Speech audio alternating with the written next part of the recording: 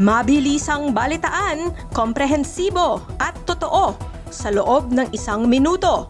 Simula na ang Diskurso Tidbits. Zaldico hindi na uuwi sa Pinas ayon sa abogado. Deathly afraid daw siya dahil sa banta sa buhay. Cebuanos nagngangalit sa DENR at Monterrazas dahil sa dilubyong naranasan kay Bagyong Tino. Sagutan sa Kongreso, umarangkada. Pulong Duterte hinamon si Tino na pumunta sa Davao. Solo Parent ID ilalaban ni Yamsuan na gawing online para iwas gastos at pahirap.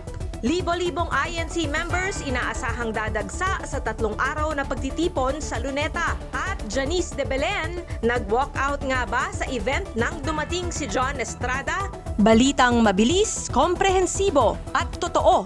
Yan ang Diskurso Tidbits. Basahin ang tungkol sa lahat ng yan at sa marami pang ibang nakatutuwa at makabuluhang balita sa diskurso.ph.